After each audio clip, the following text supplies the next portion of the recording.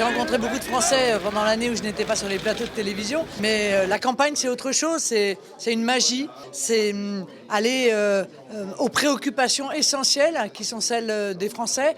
C'est aussi puiser chez eux l'énergie, l'enthousiasme.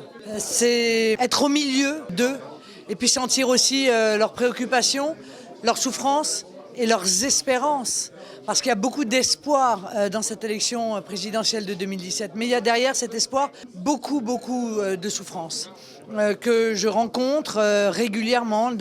Souffrances des agriculteurs, des indépendants, des mères de famille qui ont le sentiment que tout s'effondre en fait autour d'eux et qui attendent après nous. Voilà, qui attendent après le projet que je porte pour remettre la France en ordre. Remettre l'école en ordre, l'économie en ordre, l'agriculture en ordre, l'organisation territoriale en ordre, la démocratie en ordre.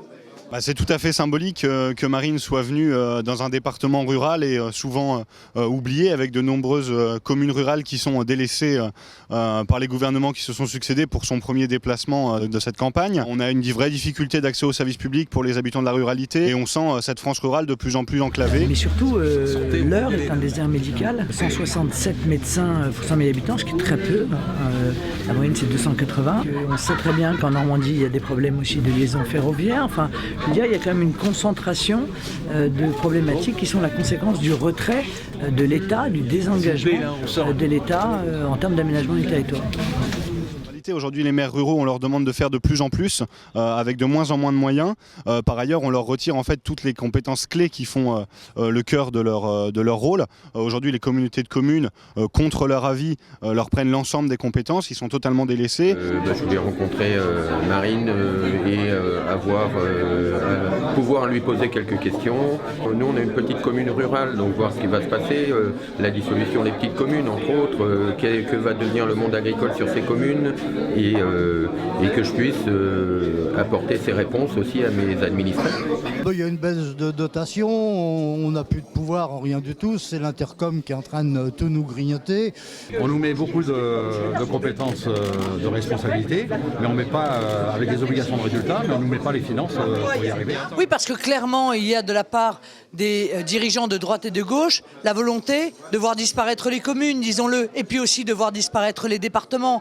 Alors, ils ont créé des intercommunalités forcées, obligeant les communes à fusionner, sous peine d'ailleurs de se voir supprimer une partie des dotations. Et on voit ces intercos aspirer l'ensemble de l'énergie de ces communes et représenter une forme de cache-misère en fait, pour planquer la disparition des services publics, l'effondrement du maillage territorial. Donc nous, on veut exactement l'inverse. Est-ce que vous croyez que ça va donner dans la ruralité la suppression de 500 000 fonctionnaires?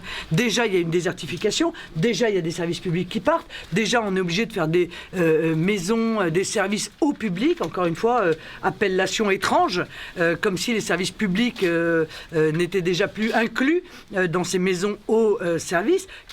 Qui croyez-vous qui va être les victimes premières de la suppression massive de ces fonctionnaires qu'il évoque? C'est évidemment la ruralité. On veut revaloriser et redonner toute sa place aux communes, aux départements et bien sûr à l'État, parce que ce sont les niveaux les plus performants d'administration de notre pays. Ce sont eux qui sont gages de proximité, mais aussi d'économie et d'efficacité. Voilà. Et tout cela nous fait dire qu'il faut absolument rompre avec cette dérive qui est en train de transformer les maires en fait en officiers d'état civil, tout en leur faisant supporter des charges financières de plus en plus lourdes, alors même que ces finances sont de plus en plus maigres.